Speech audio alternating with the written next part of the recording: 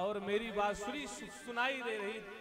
उस बांसुरी को सुन करके तुम आकर्षित होकर खींची हुई मेरे पास आनंद लेने के भाव में चली आई। गोपियों ने कहा नहीं नहीं कन्हैया, भ्रम है तुम्हें, भ्रम। किस बात का? बोले हम तेरे इशारा समझ नहीं पाए, तेरा इशारा हमको समझ नहीं आया। ये मत समझ, तू ये भी मत समझ कि हम कोई अनपढ़ गवार हैं और तू कोई बहुत पढ़ा लिखा है। हम अनपढ़ गवार हैं तो तू भी उतना ही है, अंगूठा ही छाप है। महाराज अभी विद्यालय कहाँ गए थे? गाय चराते जीवन कट गया तेरो, तो तू अपने आप को बहुत होशियार और हमको बहुत अनपढ़ गवार ना समझ। कभी कभी इशारों का मिस्टेक हो जाता है। इशारा करके कहा प्रतागमन कारणम। गोपियां तो समझ गई, कोई कोई नहीं समझ पाते सारे। एक महापुरुष की नई नई शादी भई महाराज, नई नई शादी भई। तो शादी जब भई तो पहले, आजकल तो शादी गमना रमना सब साथ ही हो जाए। पहले शादी हो, फिर शादी के कई वर्ष तक रुक जाए बालक, और फिर जाकर के महाराज गवना होता था। तो महाराज वही शादी भई, शादी के बाद 2 साल बाद लड़के ने जिद करी, कहाँ जाने की? ससुराल। ससुराल जाने की जिद करी तो मैया ने कहा कि बेटा तू ससुराल मत जा। क्यों? बोले अभी क्या है, गवर्नर नहीं हुआ, तू है पागल, और कहीं चला गया तेरे अंदर की बात जान लिए सब तो गड़बड़ हो जाएगी। और महाराज पत्नी ने खूब बता रखा था गांव में कि मेरे पति बड़े बुद्धिमान, बड़े विवेकी, बड़े बुद्धिमान हैं, खूब सबसे बताती। महाराज 2 साल बाद इसने जिद की कि नहीं मैया मैं तो जाऊंगा देखने। तो माँ ने कहा ठीक है चले जाओ, लेकिन मेरी 2 बातें याद रखना। कौन कौन सी? बोले ज्यादा किसी से बोलना नहीं, हाँ ना में जवाब देना। हाँ ना, हाँ ना, कोई बोले हाँ ना, बस हाँ ना में जवाब देना। हाँ ना में जवाब देने का मतलब माँ ने कहा कि बहुत कम बोलना, जितना पूछे उतना बता देना बस। और जाना तो नीचे जमीन पर जैसे बैठ जाता है, हाँ वहां नहीं बैठ जाना, वहां सबसे ऊंचे आसन पर बैठना। हो मैया ठीक है। बालक चला, हो गया, ट्रेन पकड़ के पहुंचा महाराज, और स्टेशन में उतरा। तो बोले महाराज बढ़िया आ गए, कोई दिक्कत तो नहीं? बोले हाँ ना। पिता ने पूछा हाँ ना दोनों का? बोले आने में कोई तकलीफ तो नहीं? बोले ना हाँ। पिता ने सोचा हो गया कोई बात नहीं। पिताजी ले गया, दरबार होते महाराज पिताजी गए, घर पहुंचे। घर पहुंचे अब महाराज, अब माँ ने कहा था कि बेटा सबसे ऊंचे आसन में बैठना, सबसे ऊंचे आसन में बैठना। तो अब महाराज जब ये गए तो सोफा उफा रखे थे, ठीक ठाक घर में विवाह हुआ था, सोफा उफा रखे थे महाराज। अब इसने सोचा सोफा तो सब बराबर है। अब माँ ने कहा था कि तू जब आई है उस घर का ऊंचे आसन में बैठना। सो महाराज अलमारी रखी थी वहीं पे, तो सोचा सबसे ऊंचा आसन यहाँ दिखे महाराज, यही मैं बैठ जाऊं। तो महाराज सोफा रखा, और सोफा रख करके महाराज सोफा में चढ़ के अलमारी पे चढ़ के बैठ गए। अब सालियां आई महाराज जीजा जी से मिलने। अरे जीजा जी आप वहां कहाँ बैठ गए अलमारी में? बोले हाँ ना। बोले हाँ ना, ये ऊपर नीचे आ जाइए। बोले हाँ ना। सालियों ने कहा यार दीदी तो कह रही थी बड़े होशियार हैं, बड़े विद्वान हैं, बड़े बुद्धिजीवी हैं, ऐसा तो कुछ समझ में नहीं आ रहा। अच्छा सालियों ने कहा जीजा जी आइए भोजन कर लीजिए। भोजन? हाँ हाँ। भूख लगी रही तो भोजन में हाँ हाँ करके महाराज नीचे उतरा, हाथ पैर धोया जाके, और महाराज बैठ गया। चौका लगा, बस अकेले ही महाराज बैठा। सालियां छोटी छोटी पूड़ी महाराज घर वाले बना करके और सब्जी रख करके महाराज बढ़िया थाली सजाई। अब गांव का आदमी शहर गया था महाराज। अब शहर की पूड़ी में गांव की पूड़ी में थोड़ा अंतर भी होता है ना। शहर वाले थोड़ा सा स्टाइलिश पूड़ी बनाते हैं, छोटी छोटी पतली पतली, और गांव में तो महाराज बस थाप के रही है, महाराज खाएगा मन करेगा, नहीं खाएगा तो जाएगा कहाँ। और शहर में तो ऐसा है कि यदि अच्छा नहीं लगा भोजन तो बस होटल से आ जाएगा, और गांव में होटलों की व्यवस्था ना है महाराज, जोमेटो ना आवे महाराज, तब तो बड़ी समस्या हो जाती है। गांव में तो खाएगा तो है ही, तो सब मोटी पतली जो बने बनाए। अब शहर में महाराज इतनी छोटी छोटी पूड़ी जब पड़ने लगी उस गांव के व्यक्ति को, तो महाराज एक पूड़ी उठाए, सब्जी लगाए और खा जाए। पत्नी ने देखा कि यार ये तो गजब किया है, पिता ने भी देखा, बोले ये तो राम है महाराज, ये सीधे सीधे एक एक पूड़ी खाए जा रहा है। तो पत्नी ने किनारे जाकर के इशारा किया, बोले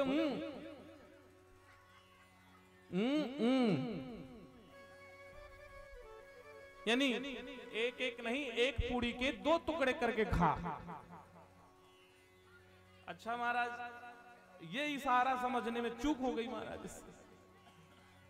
इसको लगा पत्नी कह रही है कि एक एक क्यों खाता है, ससुराल है, 2-2 खा महाराज।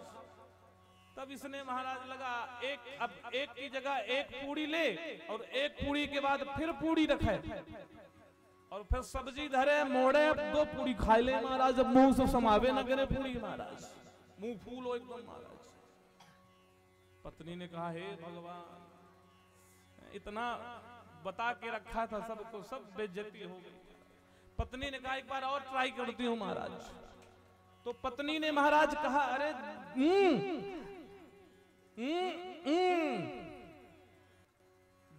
महाराज 2 की 4-4 कर महाराज। अरे इसने सोचा यार ये तो 4 खिलवा रही है, सोचा अरे प्रेम जगह होगा, पत्नी इतने दिन बाद मिली है, चलो इसकी खुशी के लिए 4 खाता हूँ। अब महाराज 2 पूड़ी रखे, फिर सब्जी समेटे, फिर पूड़ी ऊपर रखे, अब फिर खाए महाराज, मुंह में पूड़ी ना समाये। पत्नी गई, हे भगवान ऐसा पति मिला।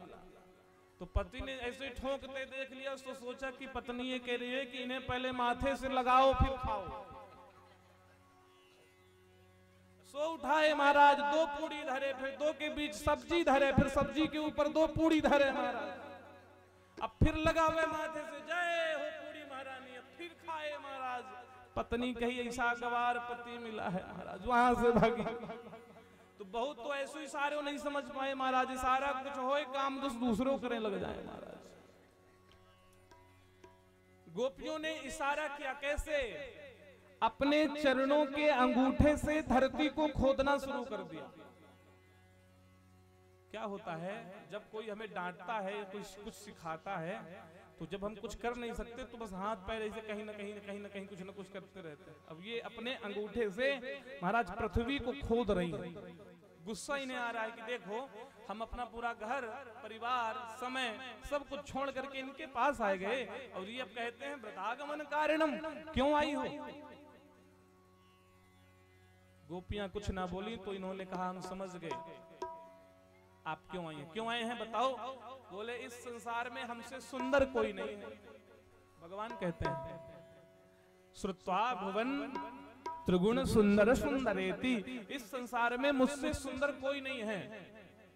मैं श्याम सुंदर हूं, और मेरी सुंदरता के कारण तुम्हें अपने अपने पति अच्छे नहीं लगते, इसलिए तुम अपने काले कलूटे छोटे मोटे पतियों को छोड़कर मेरे पास आ गई हो।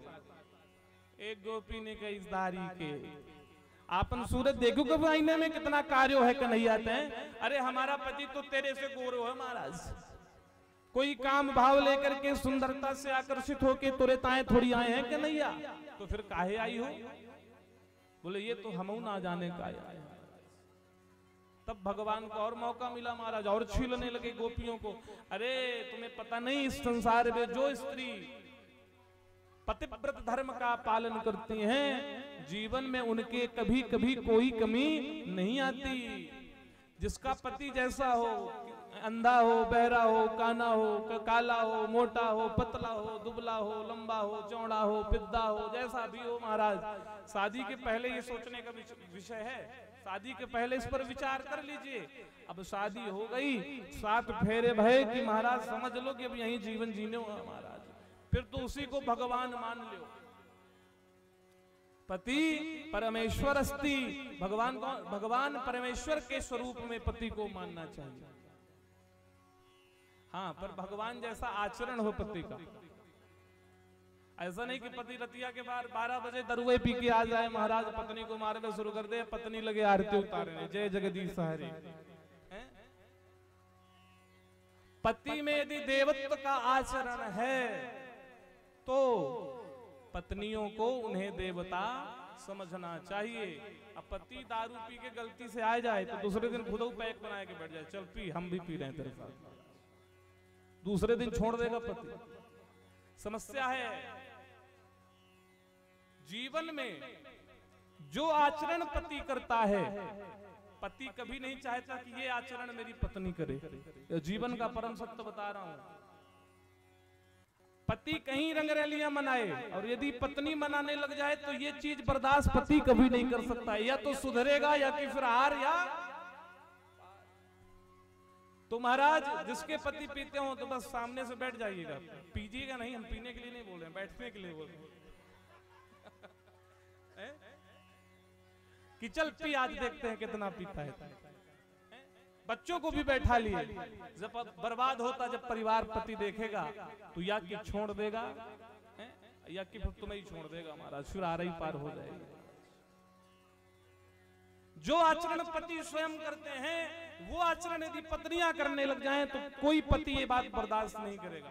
बस खुद कर ले, हम सामने वाला बकलोल है, सामने वाला व्हीकल है, हम करें, हम उड़े और इन्हें बातों ना करने दे महाराज। मार्केट नहीं जाना, क्यों? अरे तुमको लोग देखते हैं पीछे, अरे जब तू जाता है तो ऐसी आंखें करके देखता है तब।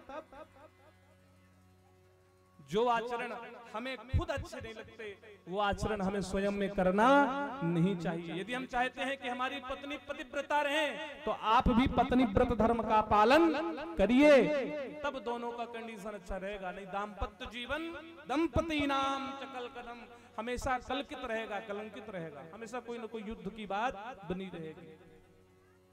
जो आचरण हमें अच्छे लगे वो आचरण हमें स्वयं में उतारना चाहिए और करना चाहिए। पत्नी अर्धांगिनी मानी गई है, क्या? अर्धांगिनी, आधे अंग की मालकिन। और आधे अवगुण ले ले तो, आधे अवगुण ले ले तब कहते हम भी तो अर्धांगिनी हैं, चल लगा 12 बजे रात फोन, हम भी लगाएंगे। जीवन में सुधार लाइए, जीवन अव्यवस्थित हो जाएगा। पति के ऊपर पत्नी का जो भरोसा होता है महाराज, वो श्रद्धा और भक्ति के बीच का भरोसा है। पति को पत्नी के प्रति विश्वास होता है और पति को पत्नी के प्रति श्रद्धा होती है। समझिएगा बात को। और यदि एक बार विश्वास चला गया तो जीवन भर विश्वास बन नहीं सकता महाराज। फिर तो बस जीवन जीने की एक दुविधा है, जीता रहेगा महाराज। भगवान ने कहा बस हम ही सुंदर हैं, सो हमारी सुंदरता देख के तुम आएगे। महाराज गोपियों ने कहा ऐसी कोई बात ना है कि नहीं आई, तेरे अंदर कोनो ऐसी सुंदरता ना है जैसे आकर्षित होकर हम तेरे ताएं आ जाए महाराज। अच्छा तो फिर क्यों आई? तब उन गोपिकाओं ने अपनी दिव्य बात रखी जो वास्तविक वार्ता थी। बोले कृष्ण, हम जब से तुझे पाए हैं तब से हम तुझे अपना पति रूप देखने लगे। अच्छा गोपियां, मैंने एक दिन बताया था गोपी कौन है? गो यानी इंद्री और पी यानी पीना। महाराज जो इंद्रियां सदैव भगवान श्री कृष्ण के रस पान करें वही गोपियां हैं, वही गोपी हैं। गोपी क्या है? जो भगवान कृष्ण की रस धारा को पान करती रहे, पीती रहे, वही गोपी है महाराज। गोपी कहती है कृष्ण तुम हमारे पति हो, हम तुम्हें पति रूप समझते हैं।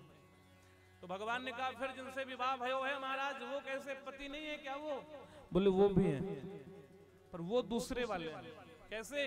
तब एग्जाम्पल दिया महाराज, उदाहरण। बोले कृष्ण, एक बड़ी पतिव्रत धर्म का पालन करने वाली नारी थी, अपने पति के बिना भोजन नहीं करती थी महाराज। कोई काम हो पति को बताए, कोई बात हो पति को बताए, पति के बिना भोजन ना करे। एक दिन पति को कुछ बाहर जाना पड़ा काम के लिए, बोले 10 दिन के लिए बाहर जाना है। पत्नी उदास हो गई, बोले स्वामी आपके बिना भोजन नहीं करती मैं, कैसे होगा मेरा भोजन। पति ने एक उपाय बताया, बेटा ऐसे करना कि जब 10 दिन तक के लिए मैं जा रहा हूं, 10 दिन तक मेरी फोटो ले ले, मेरे फोटो को भोग लगा दिया करना, मानना मैंने भोजन पा लिया और उसी प्रसाद को तू ग्रहण कर लिया कर। 4 दिन तक कंटिन्यू पत्नी ने यही किया। 5वें दिन दरवाजा खटखटाया, किसी ने दरवाजा खोला तो सामने पतिदेव खड़े थे महाराज। थाली परोसी रखी थी फोटो के सामने। पत्नी धर्म संकट में, पति की आज्ञा है कि 10 दिन तक भोग लगा के पाना है। आज पति सामने आके खड़े हैं, ये भोग फोटो को लगा दूं या इन्हें महाराज पतिदेव को लगा दूं। कन्हैया इसका उत्तर तू दे, भोग फोटो पे लगना चाहिए कि पति पे लगना चाहिए।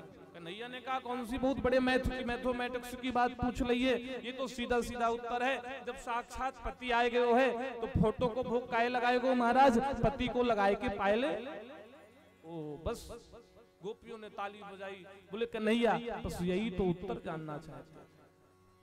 अभी तक जो पति थे वो फोटो थे, अभी तक जब तक तू नहीं था, तू हमारे जीवन से बाहर था, तुझे हम समझ नहीं पा रहे थे, तुझे हम जान नहीं पा रहे थे, तुझे पहचान नहीं पा रहे थे, तब तक तो हमारे ये फोटो से काम चल गया। पर फोटो को महाराज कब तक फोटो से काम चलाएंगे। आज हमें साक्षात हमारा पति मिल गया है, तो महाराज हम क्यों ना अपने पति के साथ जीवन बिताएं। आज हमने सब कुछ छोड़ करके, सारी लालच, सारी मनोकामनाओं को छोड़ करके, कृष्ण ये भी मत सोचना कि हम काम की भावना से तेरे पास आए हैं। काम धाम नाम सब छोड़ करके आज हम तेरे पास आए हैं।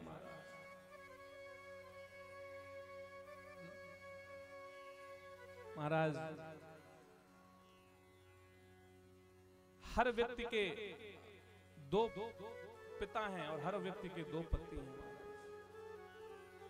हर स्त्रियों के 2 पति हैं। अब सोचे महाराज ऐसे कैसे बोल सकते हो आप हैं? तो महाराज सत्य कहूं तो एक जगत पति है और एक पति है। एक जगत पति है और एक पति है। संसार में 100 साल जीवन निर्वहन करने के लिए भगवान ने यहाँ पति भेज दिया और वहां जाने के बाद भगवान ने एक जगत पति को भेजा।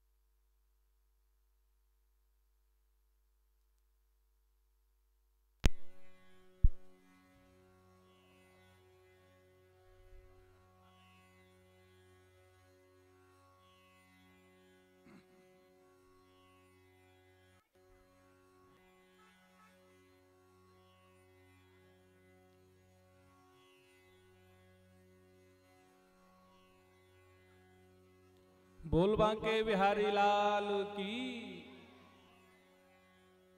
क्या करते रहते हैं भैया, आप दिया करिए, आप हमको बैकग्राउंड दिया करिए, मोबाइल मत चलाइए, चालू करिए हो।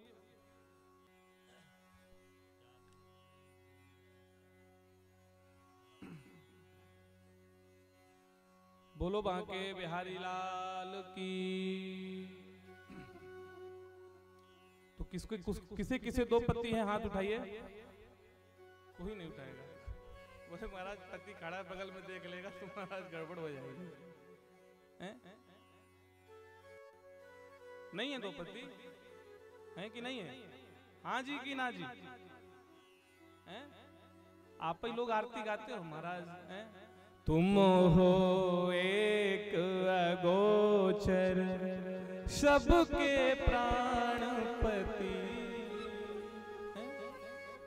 किस विधि मिलूं दया में तुमको मैं तुमती। ओम जय जगदीश हरे। तो फिर झूठा ही गाते हो महाराज, तब तो फिर बेवकूफ बनाने के लिए गाते हो महाराज। आजकल इस संसार में सबसे ज्यादा यदि बकलोल लोग मानते हैं तो भगवान। 5 रुपए की चिरौंजी दाना, 5 रुपए की अगरबत्ती, 50 का टोटल मटेरियल ले जाके भगवान भोलेनाथ नमः शिवाय गाड़ी दे दीजिएगा। ओम नमः शिवाय बेटे की शादी नहीं हो रही महाराज। पूरा महाराज लिस्ट थमाएंगे। 5 रुपया के काम में महाराज 50 लाख की। भोले बाबा महाराज पागल। सबसे बड़े बाइकर भोलेनाथ को माने हो महाराज सब। अच्छा पागल है भोलेनाथ, दे देंगे 50 से 5 लाख का मटेरियल। कुछ मिलवे वाला नहीं महाराज। भाव से भगवान की भक्ति हो। गोपी कहती है कृष्ण हम तुमसे मिलने भावावृत्ति में आए हैं, भाव के कारण। कोई काम भाव नहीं है, कोई ये भी नहीं है कि तेरे पास आएंगे तो हमारा नाम हो जाएगा। नहीं नहीं, नाम की भी भूख नहीं है, काम की भी भूख नहीं है, दाम की भी भूख नहीं है। सब दाम छोड़ के आए। दाम की भूख होती तो घर पे खूब चकाचक हो रहे हो महाराज, छोड़ के कहे आते। काम की भूख होती तो घर पे पति है क्यों आते। नाम की भूख होती महाराज तो भी तेरे पास नहीं आते। हम तो बस तुझे अपना पति मानते हैं। आज तक फोटो से काम चलता रहा, आज साक्षात तू मिल गया है। तू प्राणपति है हमारा, इसलिए आज हम तेरे पास आ गए हैं। भगवान इनका प्रश्न सुनकर बड़े गंभीर भय और बड़े प्रसन्न भी भय। तब भगवान ने गोपियों से गोपियों की इच्छा पूछी। तब महाराज रास भगवान ने रचा। अच्छा रास का मतलब ये ना समझ लीजिएगा कि भगवान नाच रहे थे बस गलवैया डाल के गोपियों से। रास का मतलब है रास जोड़। रास का मतलब होता है जोड़। किसका जोड़। बोले महाराज जब एक जीव परमात्मा से जुड़ता है वही रास। जीव और परमात्मा, जीव और ब्रह्म, भक्त और भगवान के मिलन को ही रास कहते हैं। महाराज बांसुरी बजाई भगवान ने। लाखों की संख्या में गोपिकाओं ने महाराज दिव्य भाव में भगवान के साथ रास किया। और रास करते करते भगवान दिव्य भाव में समाधिस्थ भये। उसी समय कामदेव आ गए। कामदेव से भगवान ने पूछा तुम कहां चले आए मुंह उठाए। बोले हम जहां दो स्त्री पुरुष, सुंदर स्त्री और सुंदर पुरुषों का समागम होता है तो मैं अपने आप आ जाता हूं। भगवान ने कहा अच्छा तो फिर हमारा तुम्हारा युद्ध होगा। कैसे।